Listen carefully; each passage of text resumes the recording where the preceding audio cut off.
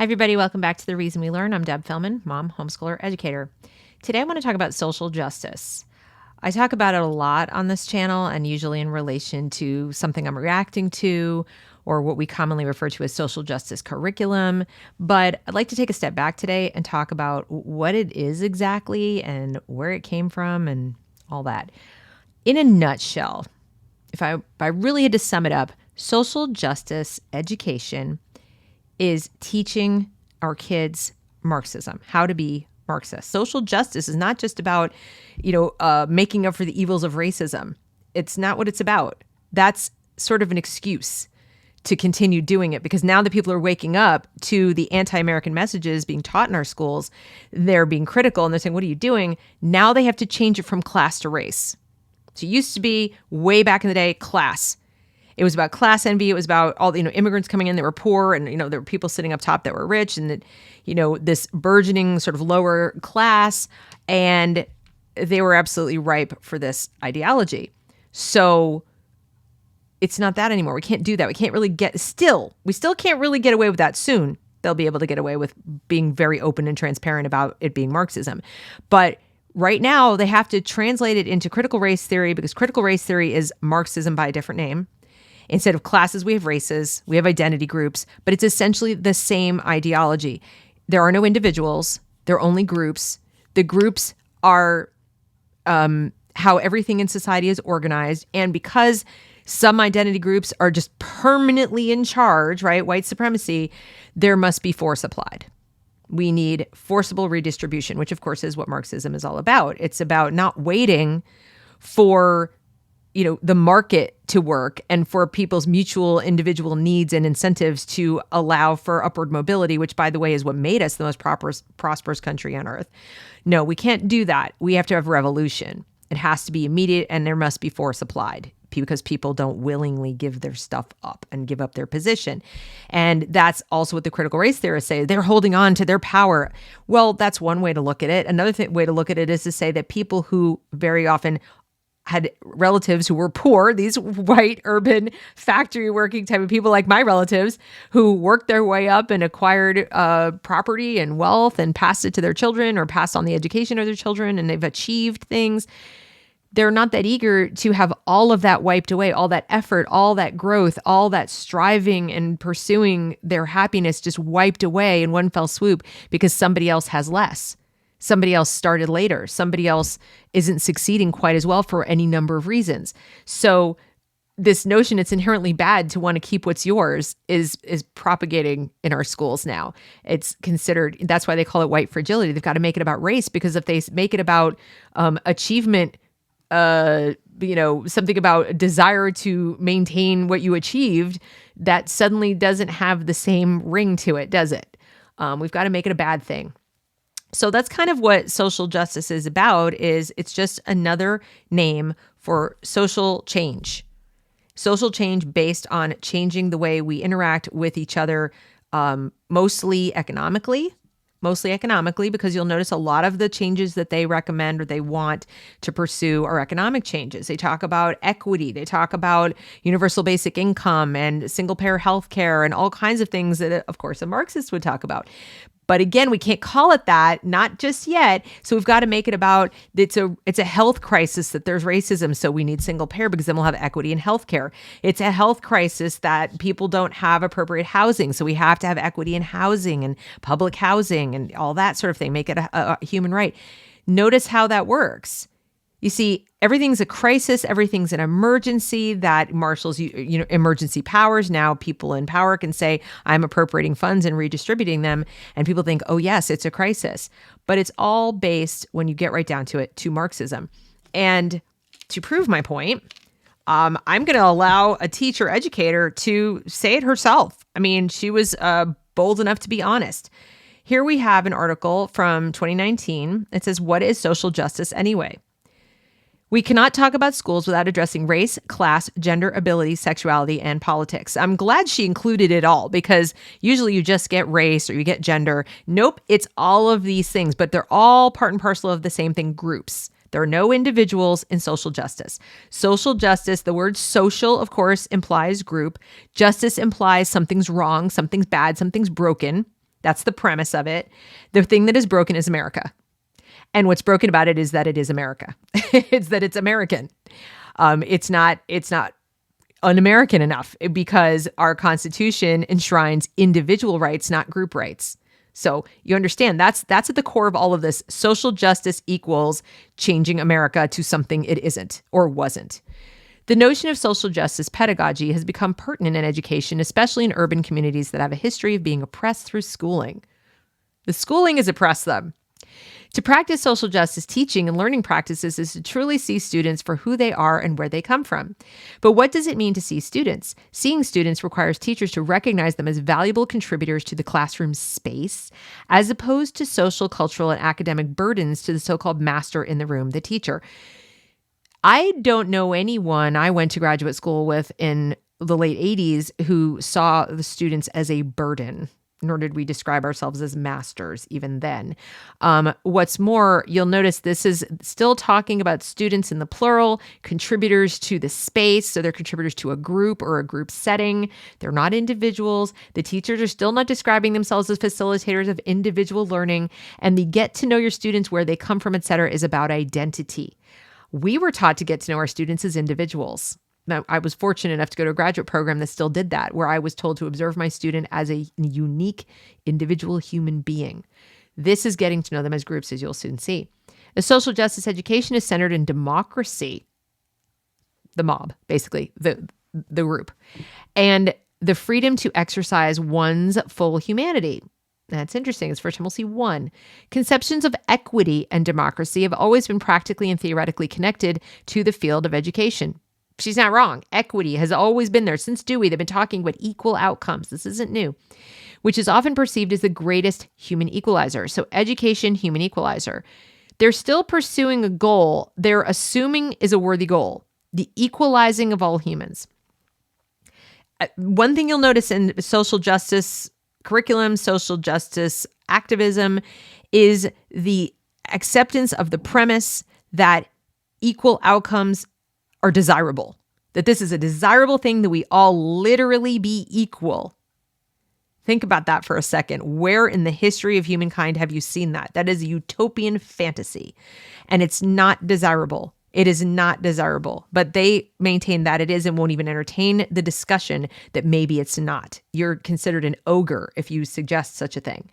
But I will say it. I have no qualms about saying that, equality is unfair, because it can only come about by the application of force to people who are simply not equal, and you must hold them back to the lowest common denominator in order to have equal outcomes. It is the only way. That is the history. That is human. That is evolution.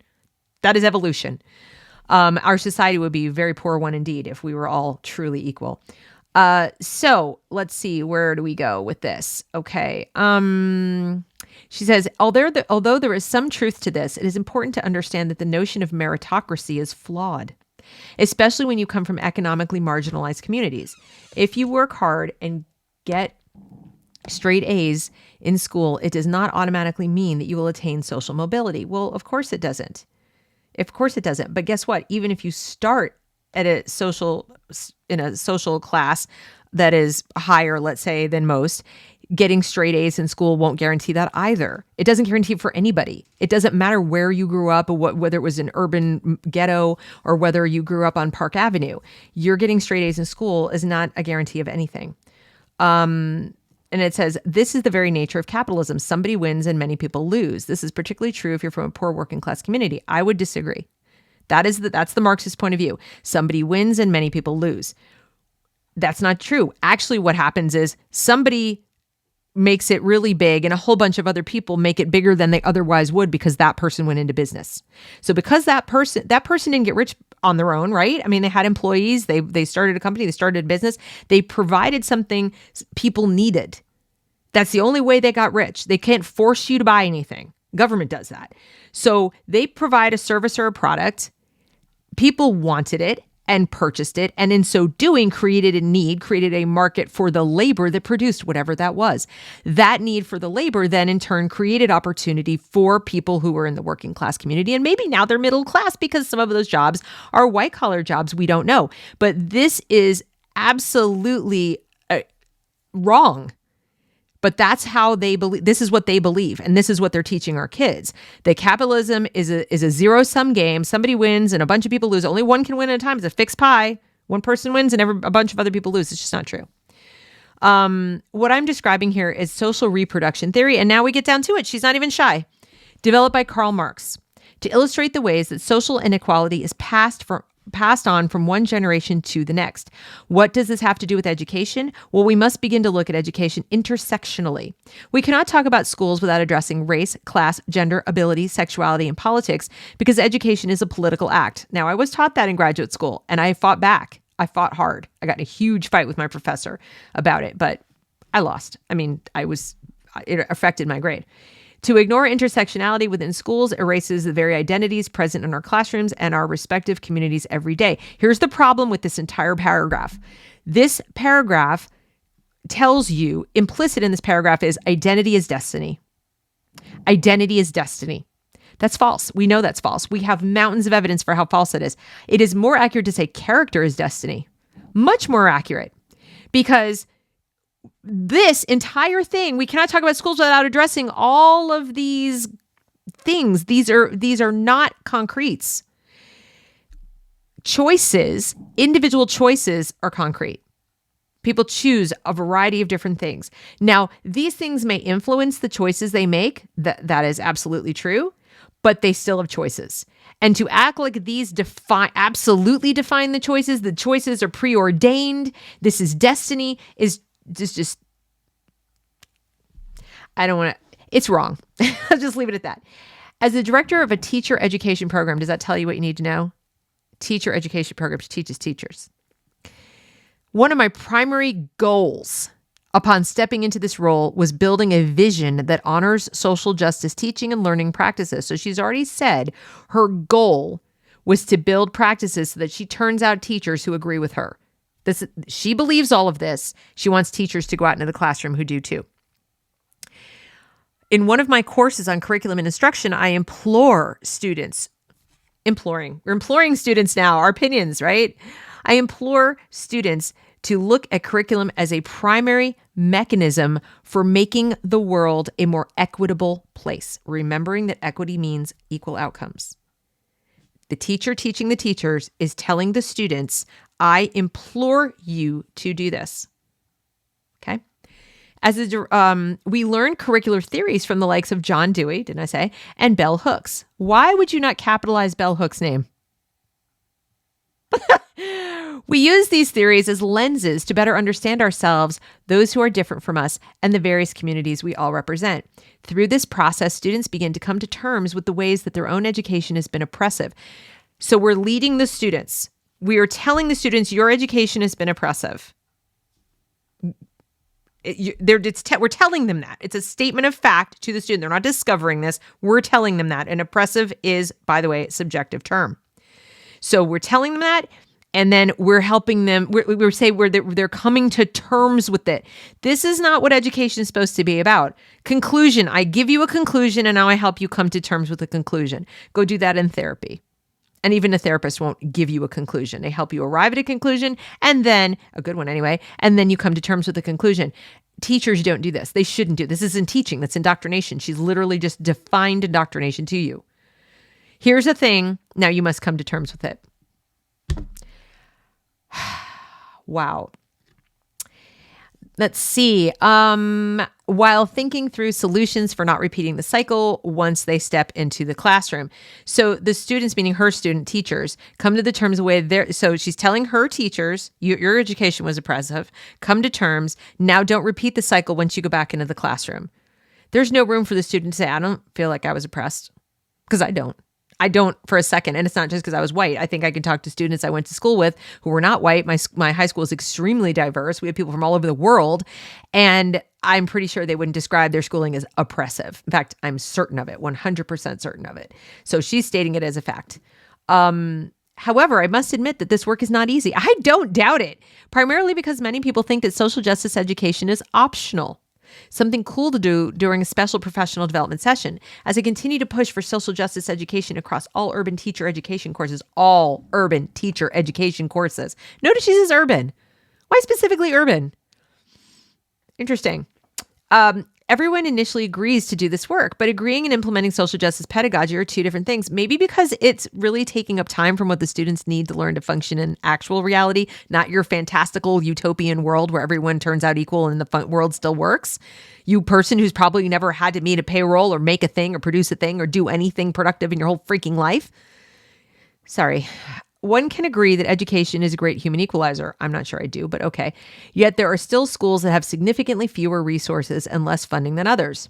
We've already discussed this on this channel. Resources and funding do not an education make. You can throw money at a school and you are not necessarily going to get good results in terms of what the students walk out of it knowing. We know this because, for example, the Chicago schools have spent over $20,000 per pupil a year for the past, I don't know how many years. That was at least last year. Where are the results? Nowhere. Look at Baltimore, look at Detroit, same story. Look at New York. They spend more than any district in the whole nation, more than that 20,000. I think it's like 23,000. And hello, the test results don't show that resources and money make the difference. It's just not there. The evidence is not there. And it's been that way for long enough that we should see evidence. So let's see. What does she say? There are still many students, predominantly Black and brown, who are stereotyped as below standard. It's not stereotype. If they are, they are. Okay.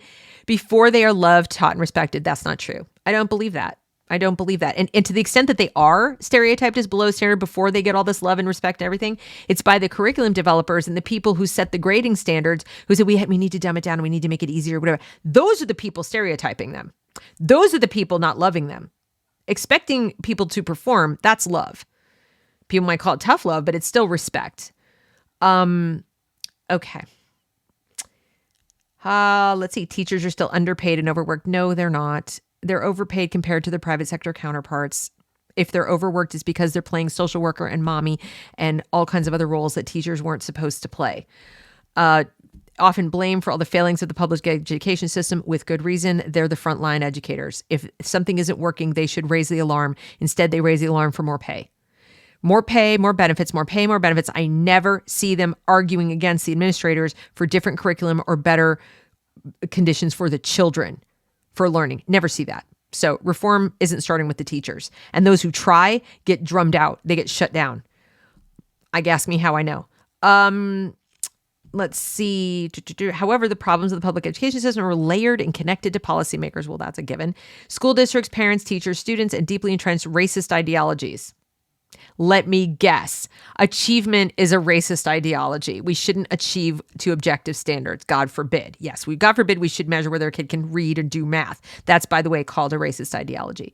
A surefire way to penetrate the racialized and class-based problems of urban school systems is by adopting a social justice pedagogy. How do you figure? Well, she's going to explain it. So what exactly does social justice pedagogy or model look like? Here are 5 social justice-based strategies that will help create a more humanizing, welcoming, and intellectual learning environment in your classroom across grade levels. Acknowledging who's in the room.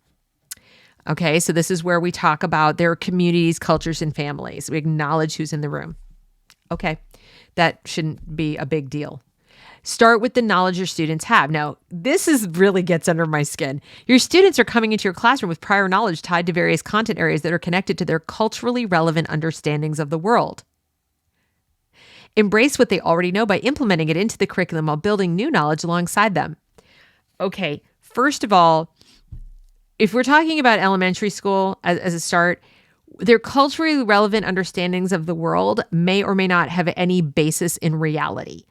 Our job as educators, I believe the reason we teach and the reason they learn is so they can exist in this reality, the actual reality, not one that, exists in so their experiences, their feelings, their emotions, all that kind of stuff. And then when you turn around and put that back into the curriculum like it's as relevant as the information they need to know to function, you're doing them a disservice. Create unit plans and curricular maps for the entire year. Planning for your students ahead of time. Yes, of course. Duh. That's basic. Be honest about who you are and your biases. Here we go. We all have biases as a result of living in the United States, which was founded upon white supremacy. We state this as a fact. It was founded on white supremacy. No, it wasn't at all. It was founded on the principle that all men are created equal. Okay, it was not founded on white supremacy. There's no mention of whiteness. There's not even a mention of slavery in the Constitution until the amendment that bans it. And far from being a bad thing, as Nicole Hannah-Jones would have us believe in her tweet this week or last week or whenever it was, is it's a good thing. It wasn't in there, and that paved the way that left the giant opening for getting rid of slavery. It was not enshrined in the Constitution at all. Encourage students to question everything, including your teaching. Yes, you should do that, except you're not doing that, because when you teach social justice, it is not okay for kids to question you. But guess what? You're not giving them the tools to question you anyway. You're not giving them the tools to think critically, because you're stating things as, let's talk about your oppressive education. Let's talk about the oppression of white people. Let's talk about how the country was founded on white supremacy. You're leading with conclusions. You're not teaching them to think. How are they going to question your teaching? A social justice classroom is one that is critical in nature. Thus, we should be constantly encouraging students to question the world around them, as well as the schools they attend. Give students opportunities to critique and construct their own opinions and interpretations of your teaching and the overall school culture. If we want to truly change the world we live in, that's not the purpose of education. The purpose of education is to teach kids to go out there and live in this world. Now, if as adults, having learned what the world is and how it functions, why it functions that way and how it got that way and what works and what doesn't work, et cetera, and so forth. Once they have context, once they have an understanding, once they have core foundational skills like reading, writing, and arithmetic, if they want to go change the world, knock your freaking self out. Run for office, be an activist, do whatever you want. But the purpose of school is not to change the world. It isn't. It's not to change the world. That is literally indoctrination. If you lead with the idea that your students are agents of change when they're 6, 7, 8, 9 years old, you are false. You're not a teacher. You're an indoctrinator. You're a church. You're a preacher.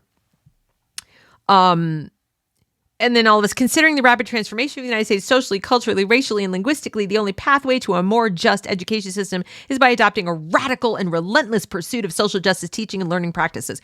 Crystal Bell is the director of teacher education at Rutgers University, Newark. She has worked as a teacher, activist, and professor for 13 years. Okay? So that's just one. And I know for a fact she's not alone. She wrote this in Education Week. In Education Week. This is considered now, mainstream thought. Mainstream thought. So I hope that helps you understand what it is, what the agenda is, what your students represent, your children in public schools. This is widespread. This is every school. This is the current orthodoxy. This is what they think.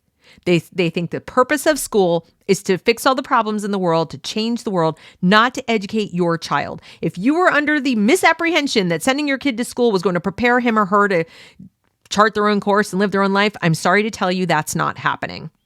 And it's by design. It's not accidental. It's not a tragedy. It's not because of lack of money. It's not an accident. It's not a mistake. It's not because, things just aren't working. No, this is by design. This is by design. So with that, I would like to ask, if you like this sort of content, would you consider please subscribing to my channel, like this video, share this video, comment on this video, and that's the video.